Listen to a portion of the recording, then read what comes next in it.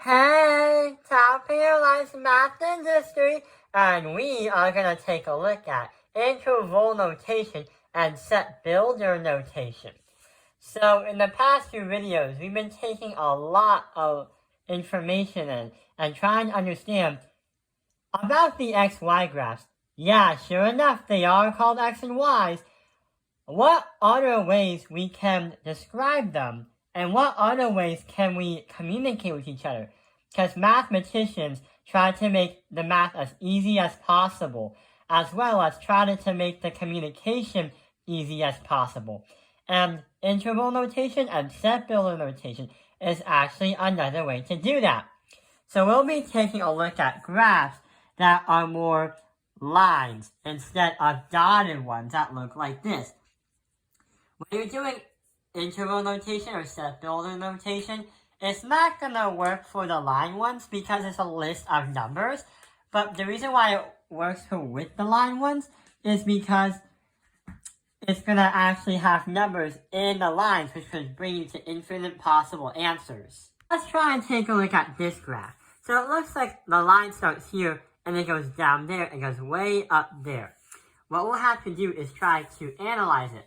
So the first thing we're going to take a look at is the interval notation.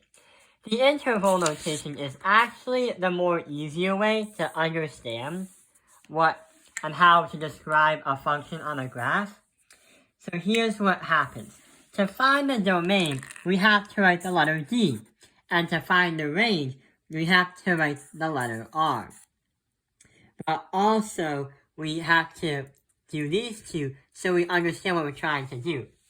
For the domain, we try to find if the domain is represented as the X and the range represents the Y, the domain is left to right. Therefore, we go from the left here all the way to the right over here. So what we're going to do is write, here is 20, or negative 20. Here's negative 20 right there. So we put negative 20 right over here. But hang on, we still have a little problem. We still have to write the one on the right side too, because we go from left to right. And it looks like positive 12 is going to be our answer. But we're not done yet. If a mathematician wants to look at this, he'll get a little confused. So what we have to do is try to use parentheses and brackets. But hang on. Here's what's going to happen. We're going to get a parenthesis. We're going to get a bracket right over here. And we're going to get a parenthesis right over here. But, huh? What are we even talking about? Bracket, parenthesis, huh? So, over here is a reason why we have to do it. Use a parenthesis if a number doesn't exist or is not included. When I talk about like a number that doesn't exist, I mean like some mathematicians will use the word or an imaginary number like infinity. Infinity isn't really a number because it's an expression and it's a way for people to say it's going to be going forever and ever and ever. It's not a real value or it's not a real number because it doesn't have a set value. Like infinity is always increasing and getting bigger and bigger or shrinking and getting smaller and smaller. There's no like exact value. Use the brackets if a number does exist and it is included. So when we talk about that, we're going to talk about numbers that are on the graph that are actually explained on the graph. We can use the symbols like less than or equal to or greater than equal to.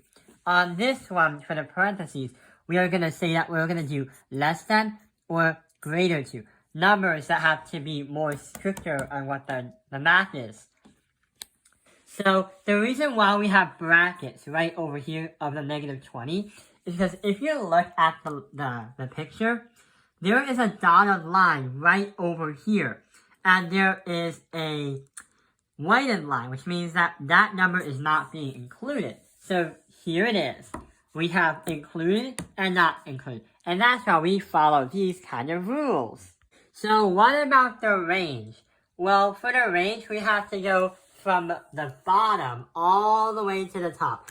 So the bottom looks like it's -4. And to the top, it's going to be +10.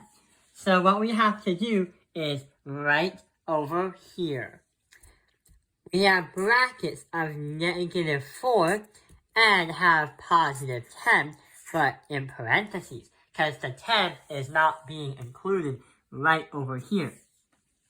So that is the way how you do interval notation. But hang on, how do you do set builder notation? So most mathematicians will try to use that one, the set builder notation, because it's a way to understand how everything works, but at another idea. It's another way of thinking about it. And sure enough, most of your assignments that you'll be working on, and your quizzes, and your tests, and your assignments, and your homework, and your assignments, is going to have set builder notation about related more questions on it. More questions that require you to use set builder notation. So here's what's going to happen. For set builder notation, we are going to have a squiggly line. And we're going to write the letter X because that represents the domain. And we're going to write the letters E and 2 lines and an R connected together and a line. What it's saying is, we have that strange symbol and say, X is an element of all real numbers, such as, and then we make our prompt right over here before we close it off making that over here.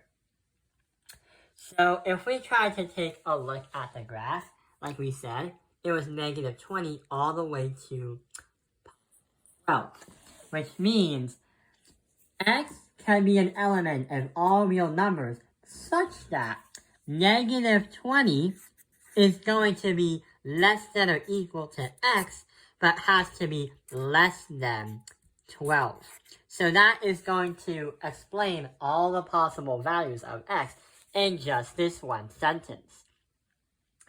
Here's like the little rule what X has to follow.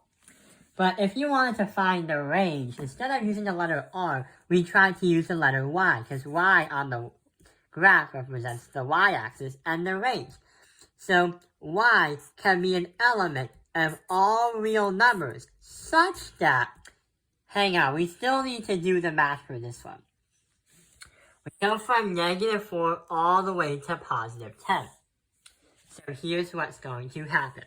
-4 is going to be less than or equal to Y, I almost wrote X, and has to be less than 10, +10, and end with that squiggly line. The squiggly lines are kind of like periods to the sentence of an English sentence. It's basically like a grammar thing that many people like to do. So that is an example of interval notation and set builder notation. But hang on, what happens if we try to use the number infinity? If there ever was a problem on your test for infinity, then how do we do it? We have a new piece of paper and start looking at the problem. So instead of a point and a point connecting with a line, we just have a line with a bunch of arrows. And when you see arrows, that is saying that the line is infinitely going at all possible places on the graph, because it's impossible to get a graph to show infinity unless without arrows, because 1, infinity keeps growing bigger or smaller, and 2, we don't have enough paper to even show all that stuff. And number 3, arrows mean that the lines keep just going on forever and ever and ever. So what's supposed to happen is we're going to use interval notation and set builder notation. For the domain, here's what we're going to do. The domain is going to be -infinity, infinity. But since we have a rule of saying if a number does not exist, technically infinity does exist, but it's not a real number because it doesn't really have a set value that's always the same. So that's why we're going to use parentheses. We can say the same thing for the range because, pretty much the same idea too. The reason why is this goes up and that goes down, which means that the lines are going to go up and down forever. If we we try to do this in set builder notation, here's what we're supposed to be doing. Squiggly line. X is an element of all real numbers, but the problem is infinity doesn't seem to be a real number. So here's what we're trying to do. Negative infinity has to be less than or equal to x, which is less than or equal to infinity. Which, yeah, does seem a little bit weird, but it does make a lot of sense in terms of not trying to say all the possible numbers and doing all that crazy work. So that also goes with here. Y is an element of all real numbers, but also negative infinity is less than or equal to x, which is less than or equal to positive infinity, and the squiggly lines. So that is an example for interval notation and set builder notation. Which one is your favorite method, and which one do you mostly prefer? Type in the comments below what you think. And I hope this video has helped you understand interval notation and set builder notation. It's just another way to explain how to describe what the function looks like on a graph. I hope this video has helped you with this video.